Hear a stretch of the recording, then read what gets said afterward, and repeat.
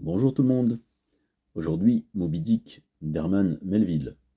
Bienvenue sur J'aime pas lire, la chaîne de celles et ceux qui n'aiment pas beaucoup lire et qui n'ont pas trop le temps pour des fiches de lecture longues et compliquées.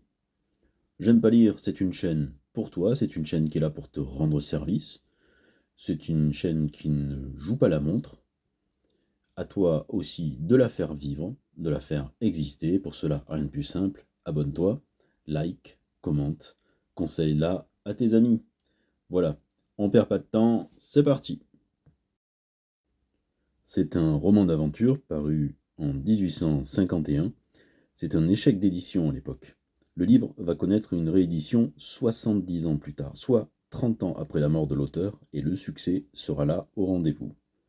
Romancier et poète, Herman Melville, comme le personnage d'Ismaël, s'est engagé tout jeune comme marin sur un baleinier. Ismaël, jeune homme en quête d'aventure, envisage de parcourir les mers en s'engageant sur un bateau. Dans une auberge où il fait une halte, il rencontre Kipeg, un marin harponneur, originaire des îles du Pacifique. Les deux hommes embarquent à bord du Pécode, un baleinier commandé par le capitaine Achab, un homme étrange au passé mystérieux.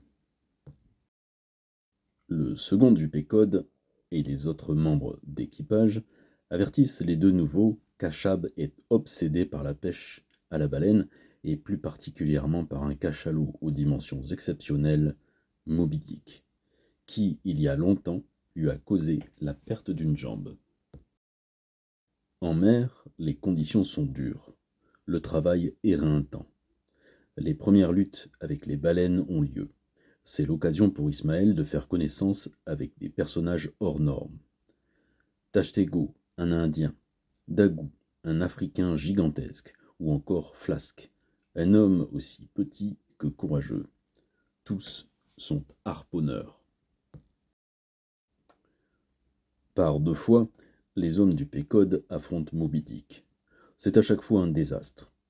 La dernière bataille voit Achab mourir étranglé par une ligne de harpon qui s'est prise à son cou. Et peu de temps après, le Pécode sombrait si violemment qu'il emporte avec lui même les canots aux alentours. Ismaël, seul, survit à la colère de Moby Dick, ou plutôt à la folie d'Achab, repêché par un autre baleinier. Obsession, vengeance, folie des hommes, conquête irrationnelle de la nature. Les thèmes présents dans Moby Dick font écho tristement à notre époque.